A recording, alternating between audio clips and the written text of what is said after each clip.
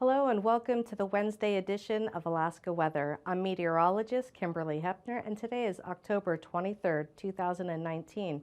Remember, when we're not here, you can always get our information. We have a 1-800 number, so dial 1-800-472-0391 or simply go on the internet and type in weather.gov/Alaska and just click on the areas of your choice.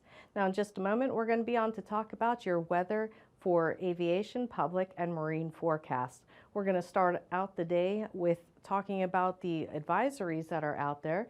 First, we'll address the advisory here to the north across Fort Yukon to Bettles. These areas will see some gusty winds through the evening hours tonight, and we're expecting that northeasterly flow around 15 miles per hour to gust up to 40 miles per hour. This may cause some blowing snow in the areas, especially towards Bettles. Now to the south here, we'll see some southerly flow picking up during the overnight hours. The southerly flow will be gusting mainly through the passes at 40 miles per hour.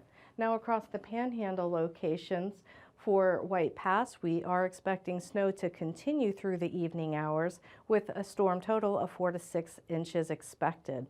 Now let's look at the storm systems that are moving across the state. This primary storm system is centered just across the Bristol Bay area. If you can just focus in on the area right across Bristol Bay in the Alaska Peninsula, you'll see this mature low center spinning. With a very colder air mass, we have these darker colors on the satellite and darker gray. So a very cold air mass is just wrapping into the backside of the system. The leading edge of the front is across the southeast this afternoon, with the frontal band across the Fairbanks back towards the Kuskokwim Delta location. And this system was really well wrapped up with the occlusion over the Alaska Peninsula.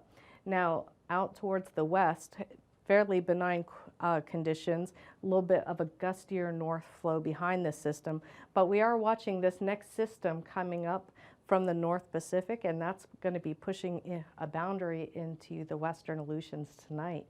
So just taking a look at today, that boundary is just to the south of the western Aleutians with some drier air between the two systems that are currently active. Low pressure, here's the center at Bristol Bay. It had bottomed out to about 960 millibars, and it's beginning to fill this afternoon, going to about 967 millibars in the early afternoon hours. We did see some thunderstorms just initiate just south of the Copper River Delta location as that front pushed inland. Some heavier showers are just along the backside of the frontal system with some light rain across the southern mainland. And then we have some snow along the Alaska Range through the White Pass location. Heavier rain was occurring today across the southeast panhandle locations with some light snow beginning to develop just north of the Alaska Range. On the backside of this system, very strong northerly flow was noted across the Alaska Peninsula as well, with gusts between 50 to 60 miles per hour out of the northwest direction. Otherwise, the winds with this system are mainly out of the south across the Gulf waters, with gusts between 40 to 55 miles per hour. Across the northern tier of the state, we did see some patchy fog up across the Brooks Range with fairly quiet conditions along the north and northwest coast, other than just a light snow reported here and there. Now, as we head into the overnight hours, expect this system not to move very much, but it will be weakening in place with that center remaining over Bristol Bay.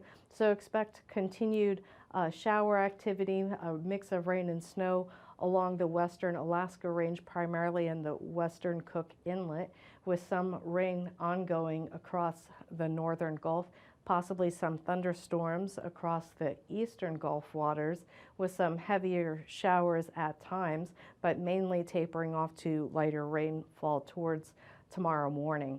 Light snowfall will be underway across the interior and areas to the north. It'll start moving up towards the Brook Range and that eastern Beaufort Seacoast. So expect visibility reductions to the northeast and possible fog around Utqiagvik and the northwest. On the backside of the system, gusty north flow will continue. And we're looking at coastal erosion possible for the Bristol Bay area, mainly from Egegik towards Port Hayden, as that north to westerly flow pushes into the coast. So coastal erosion is possible through Thursday with this system.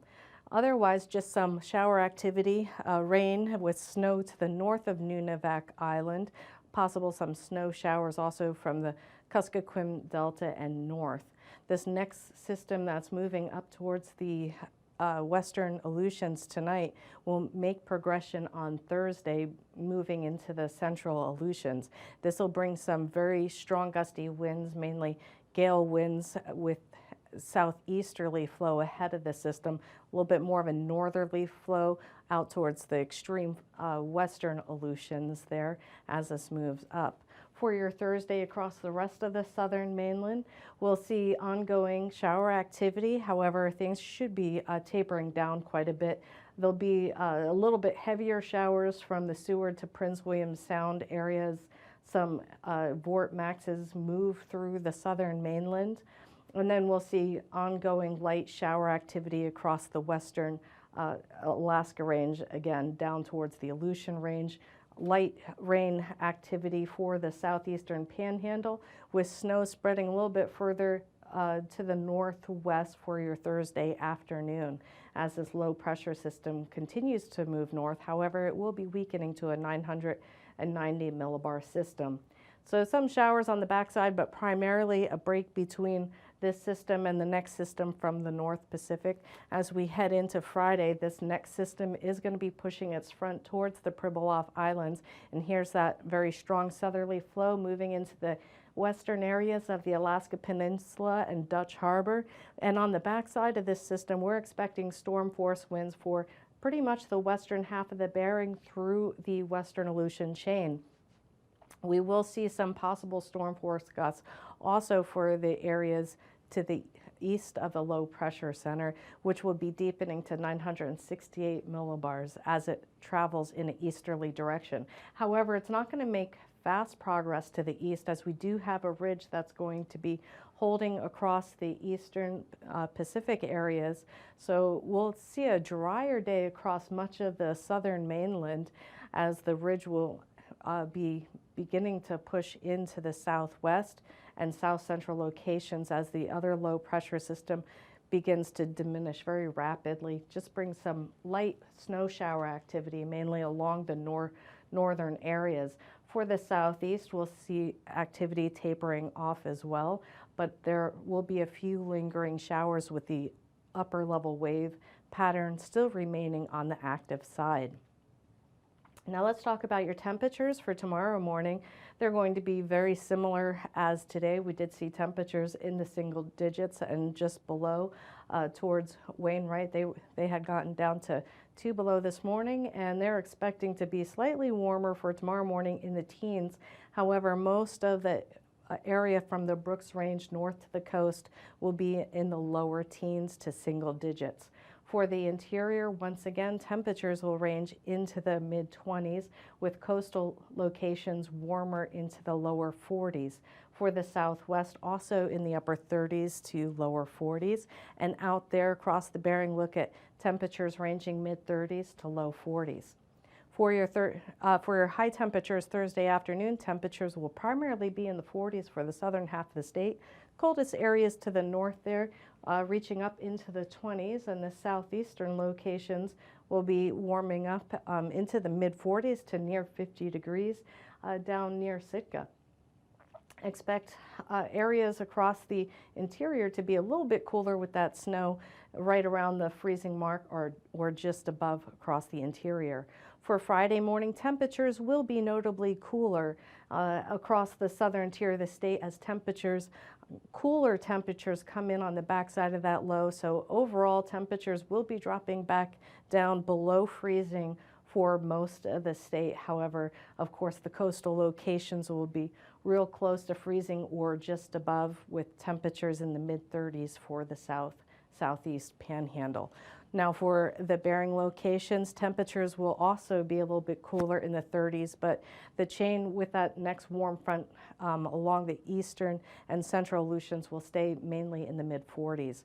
For your Friday afternoon temperatures, warmest along the Alaska Peninsula and the southeastern panhandle in the 40s to near 50, with temperatures elsewhere across the state being a little bit cooler for your afternoon temperatures from the lower 40s across the south to the mid 20s to the north. The interior will be right around freezing or just below with light snow showers. And now, aviation weather around Alaska. Aviation weather is still going to be a challenge across the state for Thursday. Looking across the southern tier of the state, we do see IFR conditions pretty much across the southern mainland and also parts of the interior and to the north. And also expect to start your day off with MVFR conditions for the Gulf and the southern mainland, also extending up through the northern tier of the state. For the western locations as well, starting off IFR and MVFR conditions widespread, and you'll need to watch for this next front that's going to be quickly tracking towards the east. So continued MVFR and increasing IFR conditions across much of the Bering and Aleutians, and then for the afternoon Thursday, continued IFR conditions across much of the southern mainland with some improvement across the Gulf. However, we will continue with widespread MVFR conditions statewide. Now taking a look at the flying weather for your Friday morning, another day of MVFR conditions across the Gulf and spreading north across the entire state. Only some breaks there across the west coast to VFR. For the areas across the Bering, look for the frontal system bring IFR conditions towards the Pribilof Islands and towards the Alaska Peninsula. As we head into the afternoon, those IFR conditions will begin to creep into the southwestern coastal locations.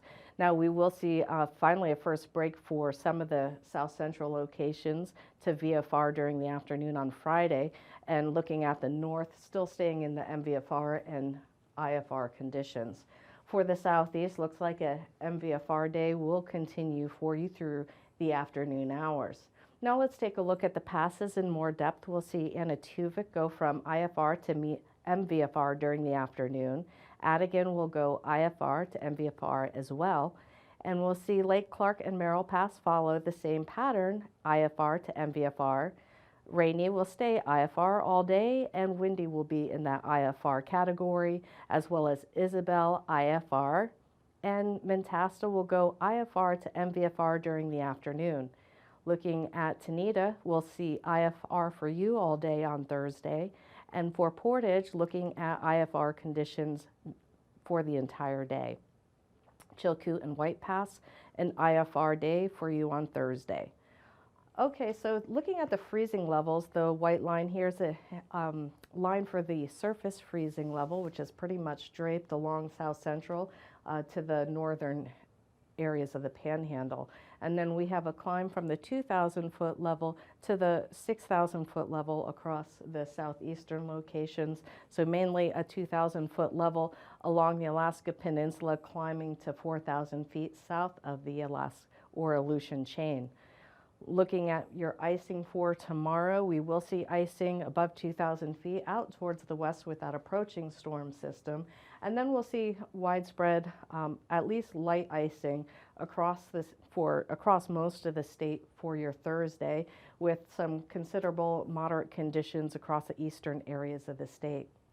For your jet stream tomorrow, looking at the main jet stream, kind of a little bit less amplified pattern on Thursday with 130 to 150 knot jet just southeasterly flow there across the Panhandle, and then a weak northerly jet there to the north at 60 knots out of the west. Looking at your 9,000 foot winds on Thursday, a little bit different today as this low pressure system across the Gulf and south central locations becomes more of an open wave. We'll see a northwesterly flow behind it between 20 to 45 knots, a little bit stronger out of the southeast across the Gulf and moving across the inland locations between 35 to 45 knots. Across the northern tier of the state, lighter out of the west to southwest directions between 10 to 25 knots. For the low pressure system approaching, a very strong jet around this system between 80 to 100 knots on its eastern periphery with 50 to 60 knots on its backside.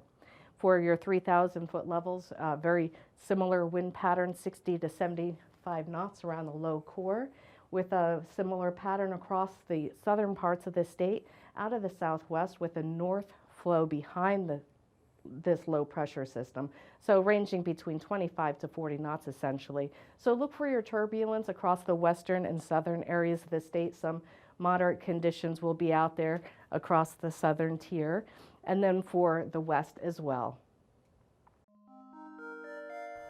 We have a big solar flare coming in, so we're out here on an aurora hunt. It's a CME, it's a dynamite, coronal mass ejection. It's when the sun, it kicks off energy and these explosions that are larger than the Earth, explosion type things coming off of sunspots. And if that energy is pointing straight at the Earth, it gets caught up in our magnetic field, and that energy, electrons, come down our magnetic field, collide with oxygen up there about 50 or a couple hundred miles high, and that's what generates the northern lights.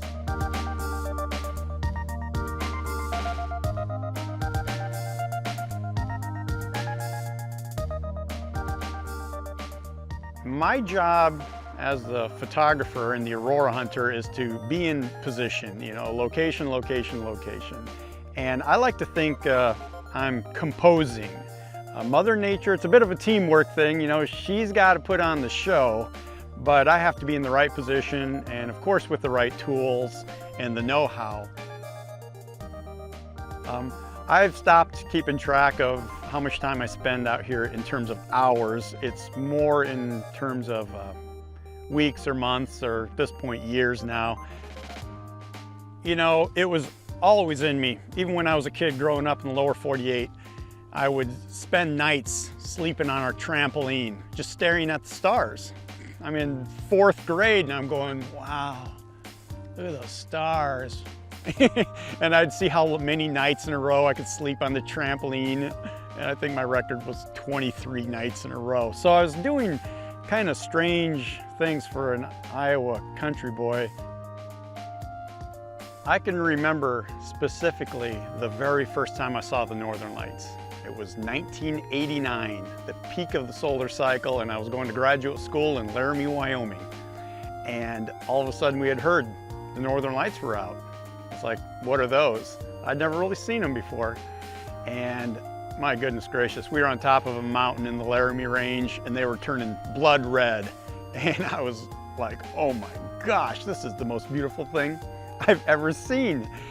And the very first picture I took, that was 1990. Now, an old film camera, Pentax K1000 on a plastic Kmart tripod. Took 2 shots on slide film and got them back. And I thought, oh my gosh, this beautiful green thing swirling about. And from that moment, I was hooked. When I realized that you could preserve the auroras on film, I just experimented a ton. I'd had a heaping stack of slides, the no good ones. The experiments gone wrong, you know, too dark, fuzzy, out of focus, too light. I had this huge garbage can full of excess slide film, and that was just the learning curve. Well, when I go out here, it's all about getting the shot. And my wife and I, we've called it the hero shot. But the hero shot is the one where you just come home and you go, look at this. And everyone goes, wow, and you feel like a hero.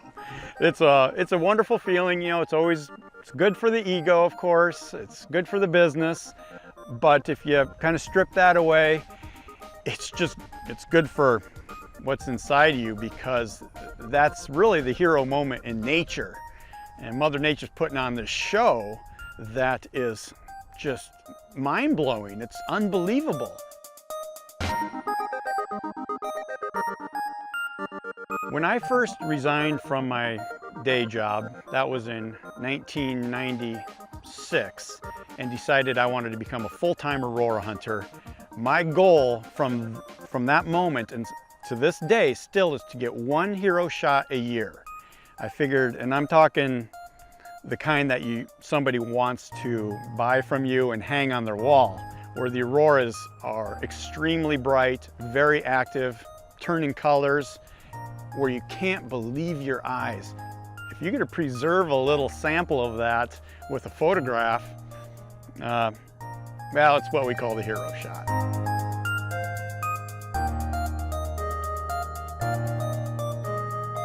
Wow, what a feeling. I mean, oh, you're elevated, levitating, you are lifted up, your spirits are so high that I love that feeling. And I think I get that so much from seeing cool things in nature that I will go way out of my way to find that. And I can, you know, the next day, well, I'll be just laying there thinking about it and thinking how lucky I was or how fortunate. Of course, I just, you know, spent 2 weeks sitting there staring at the sky and not seeing anything, so you got to remember that, you know, luck is kind of a relative term, but I still just feel incredibly lucky to be even in a position to where I could have been there, taken a photograph of it, and just mainly experienced it. Well, that feeling could last for days.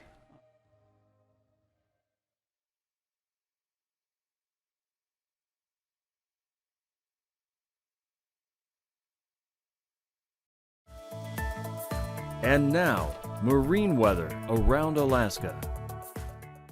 Now on to the marine segment of the show. We're going to talk about the southeast first. Looking across the inner waters, we're going to see winds gusty winds for your Thursday, 15 to 25 knots. Across the outer waters, expect 20-knot winds, all from the south and southwest directions. And seas across the inner channels will be between 4 to 6 feet. The outer waters look for sea heights between 6 to 19 feet, with 20 feet out towards Yakutat. For your Friday forecast, a change of wind direction, a little bit more of a northwesterly flow as you get closer towards the inner channels near the Dixon entrance, as well as the outer waters, with small crafts across most of the outer waters there, and we'll see that westerly flow. Across the inner waters, look for seas between 3 to 4 feet, with seas across the outer waters between 10 to 15 feet. For the north and western areas of the Gulf for Thursday, gales still out there remain, and then we'll see that gusty flow out of the south and westerly directions for the most part. And then for the northern Gulf, south to southeast into Prince William Sound, lighter wind speeds across the Cook Inlet, 10 to 20 knots, with stronger winds near St. Augustine Island out of the west at 30 knots. That's going to continue through Friday night. Heading into Friday, more of a southwesterly develops between Kodiak and the southern tip of the Kenai. A westerly flow across the north and western waters, north basically of Pilot Point. And then we'll see small crafts for the northern Gulf, with gales continuing around the southern tip of the Kenai. For the Prince William Sound, a little bit lighter wind speeds there on Friday. And then for the Cook Inlet, look between 10 to 30 knots, stronger winds there to the south, and then that southwesterly flow, like I mentioned, for gales. And then seas across the western Gulf waters to the northern waters will be between 10 and 15 feet. Cook Inlet between 2 to 10 feet, the highest waves, of course, at the southern inlet. And for Prince William Sound, 2-foot seas for your Friday.